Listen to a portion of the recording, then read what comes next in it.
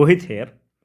आज हम लोगों ने जो मॉडर्न हिस्ट्री का जो सेगमेंट चलाया, बिहार का मॉडर्न हिस्ट्री जो हम लोगों ने किया है, ये 10-12 लेक्चर्स में, 10-11 लेक्चर्स में तो मैक्सिमम पोर्शन हम लोगों ने कवर कर लिया है।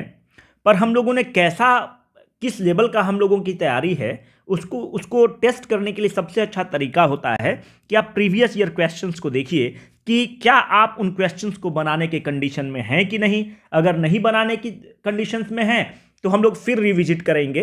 तो this is the best test to test your preparation, your level of preparation. तो हम लोग आज कुछ क्वेश्चंस लेंगे और देखेंगे कि क्या हम लोग उन क्वेश्चंस को बनाने के कंडीशंस में हैं जो हम लोगों ने लेक्चर किया है, या फिर वो केवल सतही ज्ञान था, बहुत सैलो जानकारी था। तो without wasting much time let us move. देखिए, प्रीवियस ईयर क्वेश्चन इसलिए भी आपको करना जरूरी है क्योंकि आप देखेंगे कि बीपीएससी का एक टेंडेंसी है, या कोई भी स्टेट पीसीएस का टेंडेंसी है कि वो क्वेश्चन को रिपीट करता है। जब क्वेश्चन को रिपीट करता है तो आपके लिए ये आसान हो जाएगा, ठीक है। तो अगर आप पहले से किए रहेंगे तो आपके लिए एग्जाम में आसान रहेगा, है ना। तो अब हम लोग स्टार्ट करते हैं। देखिए, एक प्रश्न है कि बिहार कब भारत में एक स्वतंत्र प्रदेश बना। मतलब बिहार स्वतंत्र इकाई कब बनता है? 1897, 1907, 1905, 1912। आपको हमने पहले, अगर आप मेरे लेक्चर्स को देखे हैं तो हमने बता रखा है कि 22 मार्च को 1912 को नोटिफिकेशन आता है। ये 22 मार्च बिहार दिवस के रूप में सेलिब्रेट होता है। And this is the outcome of third Delhi दरबार। ये हम लोग के क्लास के लेक्चर में डिस्कस किया हुआ है। थर्ड दिल्ली दरबार की 1911 में थर्ड दिल्ली दरबार होता है और हार्डिंग उस समय के वाइसराय होते हैं, ठीक है। तो 1912 बहुत इजी क्वेश्चन है। अगर आपने किया है तो आप 2 मिनट में लेक्चर किए हैं तो आप मार सकते हैं। चंपारण में गांधी जी को आमंत्रण किसने दिया? ये बहुत सिंपल क्वेश्चन है, राजकुमार शुक्ला ने दिया। हम लोगों ने चंपारण सत्याग्रह वाले लेक्चर में कर रखा है। राजकुमार शुक्ला जो हैं एक सिंपल पीजेंट नेता हैं, कांग्रेस के नेता हैं, और राजकुमार शुक्ला का जो गांव है उस गांव का नाम है सतवरिया, या बगल में ही है मुरली भरहवा, ये भी इनके गांव का नाम है, मुरली भरहवा, ठीक है। तो इससे ज्यादा इसमें इंपॉर्टेंट है नहीं। दूसरी बात है कि बिहार में सोशलिस्ट पार्टी कब गठित हुई? 21, 31, 27, 34, 1931 इसका आंसर है।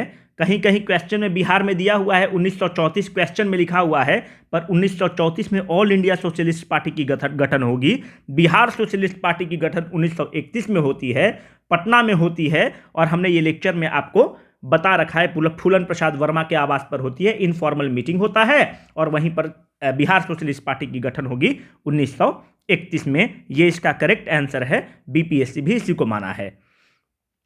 इनमें से किसने बिहार में पहले कांग्रेसी मंत्रिसभा का नेतृत्व किया? इस क्वेश्चन को थोड़ा सा हम लोग रुक के देखते हैं, इसके पहले नीचे वाला देख लेते हैं। नील विद्रोह किसके बारे में था?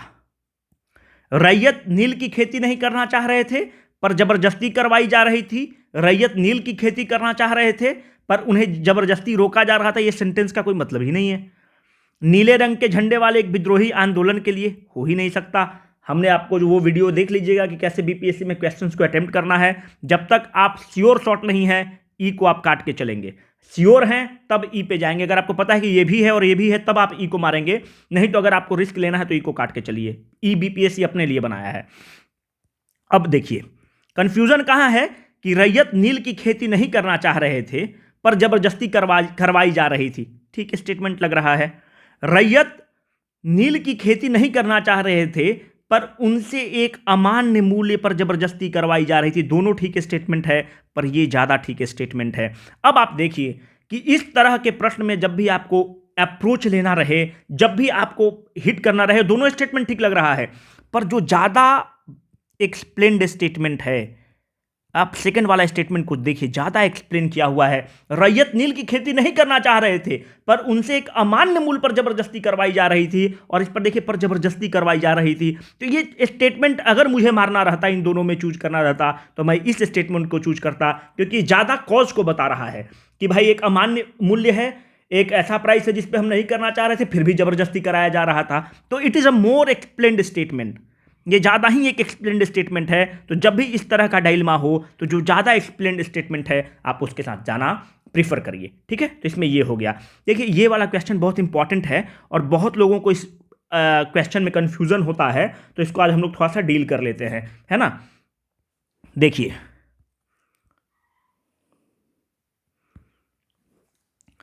गवर्नमेंट ऑफ इंडिया एक्ट 1935 के हिसाब से चुनाव होना था। 1937 में चुनाव होता है।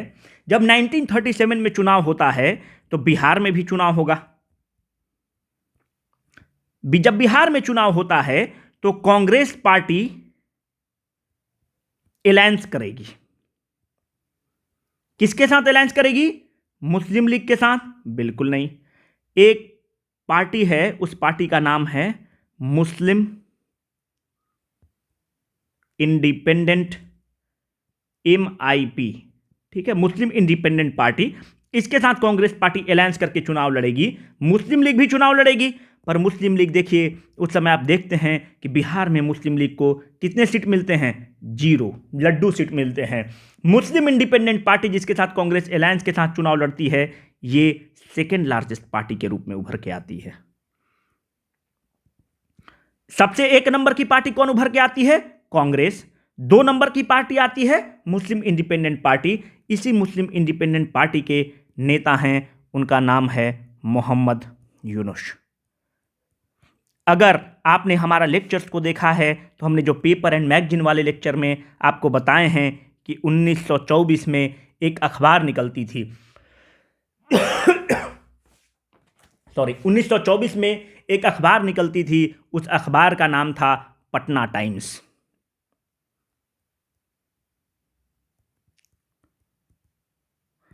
मतलब मोहम्मद यूनुस साहब पहले जर्नलिस्ट भी रह चुके हैं। तो मोहम्मद यूनुस साहब एक अखबार निकालते थे, उसका नाम था पटना टाइम्स, और मुस्लिम इंडिपेंडेंट पार्टी से जीत कर आते हैं। पर जब सरकार बनाना होता है 1937 में, तो आप ये देखते हैं कि एक डेडलॉक की स्थिति बन जाती है। किस लिए डेडलॉक की स्थिति बनती है? अगर आपने गवर्नमेंट ऑफ इंडिया एक्ट 1935 आप देखते हैं, तो उसमें जो गवर्नर रहेगा, जो भी प्रोविंसेस का गवर्नर रहेगा, उसके पास वीटो का पावर रहेगा, उसके पास पुलिस रहेगी। आप दिल्ली में देखते हैं कि जो अरविंद केजरीवाल जी की सरकार है, वो हमेशा लड़ती है कि पुलिस हमको दो, पुलिस हमको दो। पुलिस गवर्नर के हाथ में रहेगी, और साथ में साथ गवर्नर के पास विटो पावर रहेगा। अगर गवर्नर सहमति नहीं देता है किसी बिल पर, किसी कानून पर, तो विटो लगाकर रोक देगा। तो कहने का मतलब था कि मुख्यमंत्री केवल एक रबर स्टाम्प रहेगा। इस विटो को लेकर लड़ाई थी। कांग्रेस कह रही थी कि इस विटो को तुम हटाओ, और इसी को कंडीशन को लेकर एक डेडलॉक की स्थिति बन गई। तो बिहार में सरकार बन नहीं रही है, चुनाव हो चुकी है। मुस्लिम इंडिपेंडेंट पार्टी के मोहम्मद यूनुस ये कहते हैं कि साहब ठीक है, हमको मुख्यमंत्री, उस समय मुख्यमंत्री नहीं बनते थे, उस समय प्राइम मिनिस्टर कहलाते थे। जो स्टेट के जो मुख्यमंत्री अभी होते हैं, उस समय वो प्राइम मिनिस्टर कहलाते थे। मुस्लिम इंडिपेंडेंट पार्टी के मोहम्मद यूनुस कहते हैं कि मुझे ही बना दो, मैं बिहार को रूल करता हूं। और ये तकरीबन अप्रोक्सीमेटली 4 मंथ तक, 120 दिन तक बिहार के जो पहला भारतीय मंत्रिमंडल बनेगा, द फर्स्ट मंत्रिमंडल जो बनेगा, उसको 4 महीने तक लीड करेंगे। मोहम्मद यूनुस उसको 4 महीने तक लीड करते हैं, 4 मंथ तक उसको लीड करते हैं। लेकिन जब मुख्यमंत्री बनते हैं तो एक तय होता है कि अगर कांग्रेस, जो ये डेडलॉक लगा है, अगर डेडलॉक हट जाती है, क्योंकि दोनों अलायंस में लड़ चुके हैं चुनाव को, तो अगर आप तैयार हो जाते हैं इस डेडलॉक के निवारण के बाद, तो मैं इस्तीफा दे दूंगा।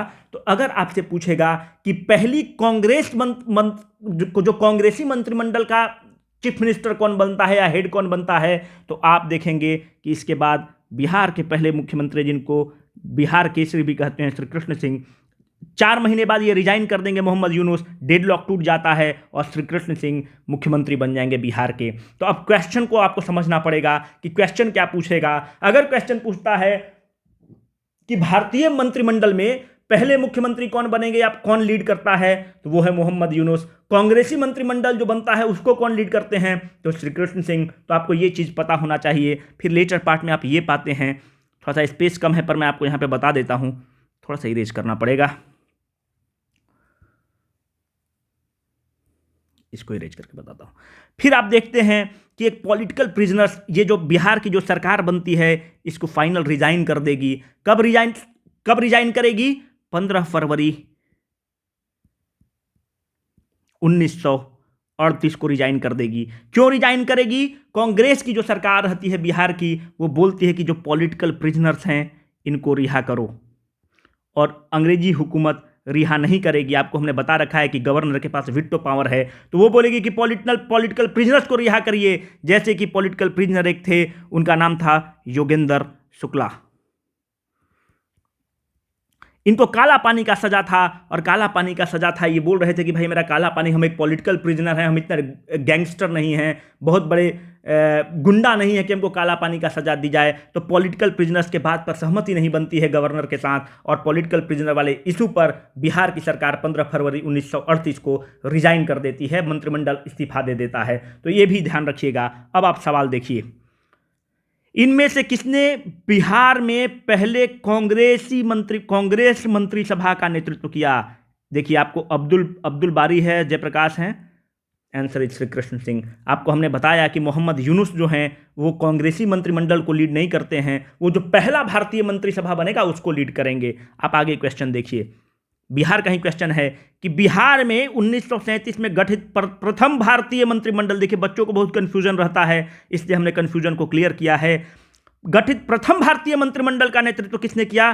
श्री कृष्ण सिंह ने नहीं किया। ये सब तो है ही नहीं, कंफ्यूजन श्री कृष्ण सिंह और मोहम्मद यूनुस में रहेगा। इसका आंसर मोहम्मद यूनुस होगा, क्योंकि आपको पता होना चाहिए कि शुरू में वही सरकार बनाते हैं और बाद में तय होता है कि अगर आप तैयार हो जाएंगे तो मैं छोड़ दूंगा। एक क्वेश्चन है, for how many days did Dandi March last? अगर आपने हमारे लेक्चर को देखा है तो हमने उसमें साफ बताया है कि 12 मार्च, जब सिविल डिसोबीडियंस पढ़ाए हैं तो आपको हमने बता रखा है 6 अप्रैल तक दांडी मार्च चलता है। अगर आप समय निकालेंगे तो 24 दिन का समय है। गांधी जी 385 लोगों के साथ 385 किलोमीटर 78 लोगों के साथ स्टार्ट करते हैं, और बाद में ये जन सैलाब बन जाता है। बिहार में कौन लीड करता है, ये सब आपको हमने बता रखा है, रिपीट करने का कोई फायदा नहीं होगा। दूसरा, which day was declared as Purna Swaraj day? हमने ये भी आपको बता रखा है कि जो लाहौर का सेशन बनता है, जो लाहौर सेशन होता है, इस लाहौर सेशन में ये डिसाइड 1929 के लाहौर सेशन में ये डिसाइड किया जाता है, which day was declared as the Purna Swaraj day? 1929 वाले लाहौर सेशन में, 1929 के लाहौर सेशन में ये डिसाइड कर लिया जाता है। जवाहरलाल नेहरू उसकी अध्यक्षता करते हैं, और रावी नदी के तट पर झंडा को फहराया जाता है, और इसी में डिसाइड कर लिया जाता है कि सिविल डिसोबीडियंस मूवमेंट लॉन्च होगा। इसी में डिसाइड कर लिया जाता है कि फर्स्ट राउंड टेबल कॉन्फ्रेंस में भी हम लोग नहीं जाएंगे। इसका उत्तर आप कमेंट बॉक्स में देंगे। बहुत ईजी क्वेश्चन है, अगर आपने हमारे लेक्चर्स को पढ़ा है तो आप इसका आंसर दे पाएंगे, नहीं तो नहीं दे पाएंगे। तो 135 का आप आंसर कमेंट बॉक्स में दीजिए। When was Bihar established? अभी हमने आपको बताया 22 मार्च 1912। इन तीन का कठिया system in Bihar, how much land was to be reserve for the indigo cultivation? हमने बताया है 3 कठिया मतलब 3/20। आंसर हो जाएगा 1 कट्ठा बराबर 1 बीघा बराबर 20 कट्ठा, और 3 कठिया नाम में ही है 3, तो 3 कट्ठा होगा, तो 1 बीघा में 20 कट्ठा होता है, तो 3/20 होगा। बहुत इजी क्वेश्चन है।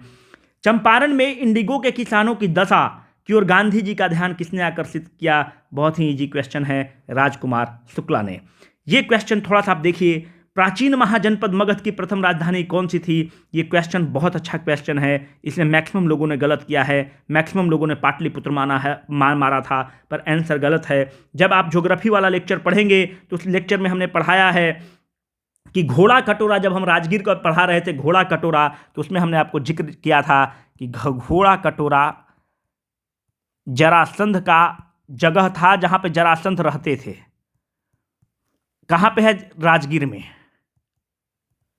और राजगीर 7 हिल्स से घिरा हुआ है, उस 7 हिल्स का नाम भी आपको हमने बता रखा है। और राजगीर को कैपिटल बनाने वाला कोई और नहीं था, जरासंध था। और हमने आपको पूरा फ्लो भी दिया था, VHS, महाभारत के हिसाब से बृहद्रथ डायनेस्टी के थे जरासंध।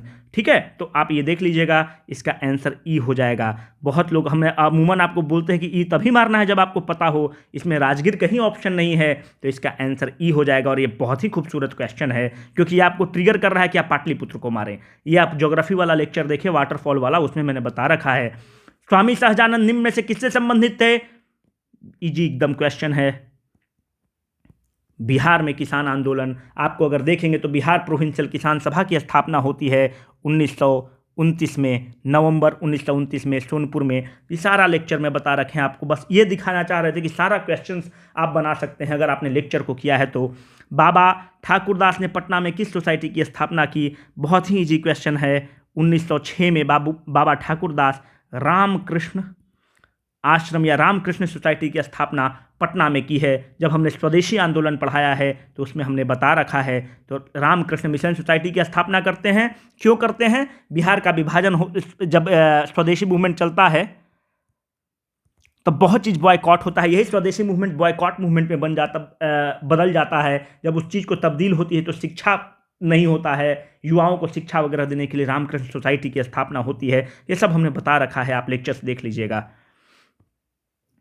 देखिए, एक अच्छा क्वेश्चन है। During the salt Satyagraha that is in Bihar, in addition to making salt the people choose to oppose the government by opposing which tax? हाथी, डेवलपमेंट, मलबा, कुछ नहीं है। बहुत ही इजी क्वेश्चन है। हमने बता रखा है कि एक सॉल्ट टैक्स का विरोध होगा और दूसरा जो चौकीदारी कर दिया जाता था, क्योंकि ये सिंबॉलिक मूव है ना। ये दोनों को हमने कहा है कि सॉल्ट पे बहुत हल्का टैक्स लगता था, पर वो दैनिक दिनचर्या की चीज थी। तो हमारा जो CDM रहा है, जो साल्ट सत्याग्रह रहा है, सिविल डिसोबीडियंस, नागरिक अवज्ञा करेंगे, तो ये सिंबॉलिक मूव है। हम सॉल्ट टैक्स नहीं देंगे, चौकीदारी टैक्स नहीं देंगे। इजी क्वेश्चन है, आप लेक्चर देखिए।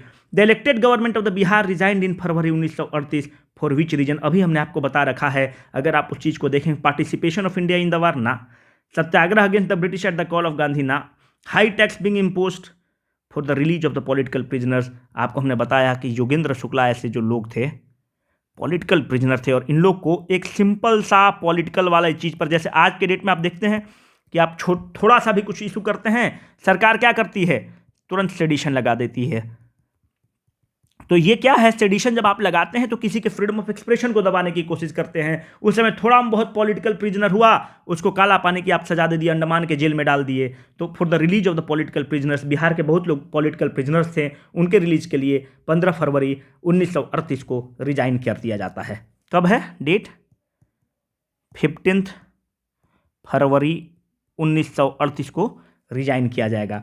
Who was connected with the Bihar किसान सभा? स्वामी सहजानंद तो करते थे।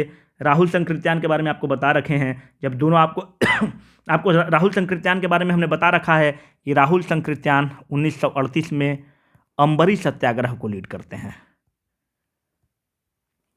किसान के नेता हैं। यदुनंदन शर्मा रेवरा सत्याग्रह को लीड करेंगे। रेवरा सत्याग्रह के बारे में भी आपको बता रखे हैं कि रेवरा सत्याग्रह जो चलता है वो टीलर्स और जमींदार की लड़ाई है। तो इसका आंसर ई हो जाएगा। इसका आंसर ई हो जाएगा। यदुनंदन शर्मा रेवरा सत्याग्रह, राहुल संकृत्यान, कारीनंद शर्मा भी किसान के नेता, ये सब किसान के नेता हैं। स्वामी सहजानंद तो सबसे बड़े किसान के नेता हैं। इसका आंसर ई हो जाएगा। बिहार प्रोविंशियल किसान सभा का गठन कब हुआ? आंसर हो जाएगा 1929, नवंबर 1929 में बिहार प्रोविंशियल किसान सभा की स्थापना हो जाएगी। और याद रखिए कहाँ पे होती है? सोनपुर में। प्रेसिडेंट किसको चुना जाता है? स्वामी सहजानंद सरस्वती। जनरल सेक्रेटरी किसको चुना जाता है? बिहार के पहले मुख्यमंत्री श्री कृष्ण सिंह को। ये सब बताया हुआ क्वेश्चन है, रिपीट नहीं ज़्यादा करने से कोई फायदा होगा। किस अधिनियम के तहत बिहार एक अलग राज्य बना? देखिए, इसमें आप फंस जाएंगे। अगर आपको कंसेप्चुअली आपने पढ़ाई नहीं किया है तो आप फंस जाएंगे। हमने आपको पूरा बता रखा है, बहुत अच्छे से बता रखा है कि कैसे होता है। पहला डिवीज़न बंगाल से होगा 1912 में। दूसरा डिवीज़न 1936 में हो जाएगा, उड़ीसा टूटेगा। हमने यहाँ पे आपको साफ लिख रखा था कि गवर्नमेंट ऑफ इंडिया एक्ट 1935 में बिहार से उड़ीसा अलग हो जाएगा। 1 अप्रैल 1936 को बिहार किसका आउटकम है? दिल्ली दरबार। कौन से दिल्ली दरबार? थर्ड दिल्ली दरबार। तो ये सारा हमने बता रखा है, बहुत इजी क्वेश्चन है। अगर आपने थोड़ा सा कंसेप्चुअली पढ़ा है, हमारे वीडियो लेक्चर को सुना है, तो you should be in position to answer them. ये एक इंपॉर्टेंट क्वेश्चन है, पटना लॉन का गांधी मैदान के रूप में नामकरण कब किया गया? जो बिहार में अगर आप थोड़ा बहुत जानते हैं तो सब लोग जानता है पटना में गांधी मैदान है, सारी बड़ी रैलियां वहीं होती हैं, जेपी का आंदोलन भी वहीं से हुआ। आप non cooperation movement, CDM, quit India movement, सब में गांधी मैदान का गजब रोल रहा है। और गांधी मैदान का नाम जो है भारत छोड़ो आंदोलन के दौरान बिल्कुल नहीं, साइमन कमीशन के दौरान नहीं, इसका आंसर ई हो जाएगा। ये बहुत सुंदर क्वेश्चन है, क्योंकि इसका जो नाम रखा जाता है 1948 में नाम को बदला जाता है। गांधी जी का देहांत कब होता है? 30 जनवरी को नाथुराम गोडसे ने आदरणीय बापू की हत्या की, और उन्हीं के कॉमेमोरेट, अब उनकी देहांत हो गई, उनके नाम को अमर बनाने के लिए 1948 में जो गांधी मैदान है पटना का,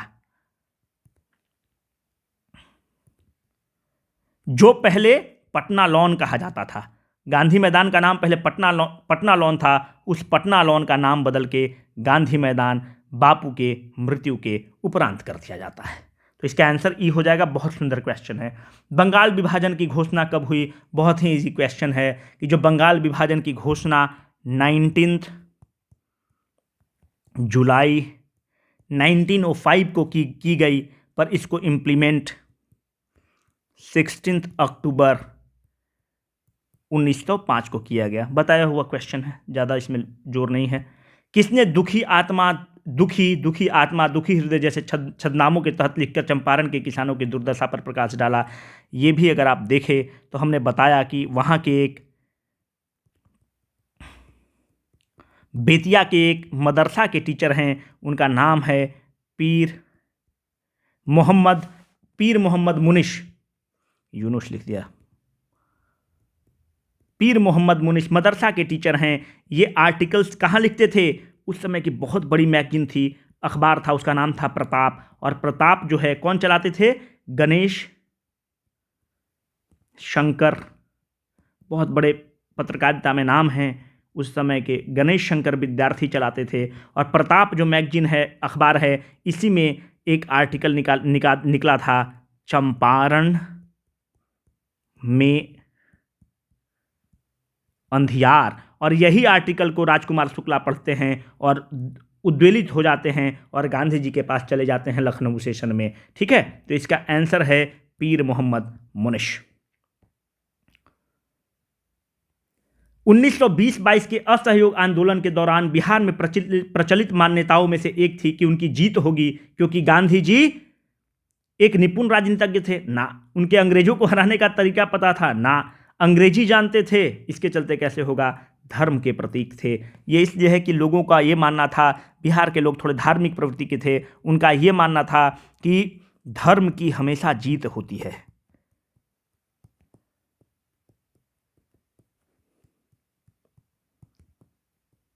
ये कॉमन सेंस से भी आप निकाल सकते हैं कि एक निपुण राजनीतिज्ञ थे, इसके लिए जीत होगा, ये तो कोई बात नहीं। उनको अंग्रेजों को हराने का तरीका पता था, ऐसा भी बात नहीं है, अंग्रेजी जानते थे। तो इसका बहुत क्लोज ऑप्शन ए है। तो धर्म के प्रतीक थे, लोगों का मानना था कि धर्म की हमेशा जीत होती है, और गांधी जी धर्म के उस समय प्रतीक बन चुके थे, तो इसलिए लोगों का मानना था कि जीत हो जाएगी। अब आप ये प्रश्न देखिए, इनमें से कौन बिहार का किसान नेता था? अगर आपको ये पता है कि सरदार पटेल तो नहीं थे, तो सरदार पटेल नहीं तो 3 काट दीजिए जहाँ जहाँ है। अब है 1 एवं 2, केवल दो। तो आपको अगर पता हो कि हमने बता रखा है कि स्वामी विद्यानंद किसान के नेता हैं और इनका कार्य क्षेत्र भागलपुर है, ये लेक्चर में हमने बता रखा है, तो इसका आंसर हो जाएगा 1 तथा 2। किस क्षेत्र में राहुल संकीर्तन 1920 के असहयोग आंदोलन में सक्रिय थे? इसका साफ आंसर है छपरा, क्योंकि आपको बता रखे हैं कि राहुल संकीर्तन का नाम पहले था केदारनाथ पांडे। ये जो केदारनाथ पांडे हैं, ये हैं आजमगढ़ के रहने वाले, पर ये बुद्धिज्म को एडॉप्ट करते हैं, और ये केदारनाथ पांडे ये राहुल संकृत्यान बन जाते हैं। बुद्ध का एक नाम राहुल भी है। आपने अगर सुना होगा कि एक लाइन है कि राहुल तू निर्णय कर इसका, न्याय पक्ष लेता है किसका।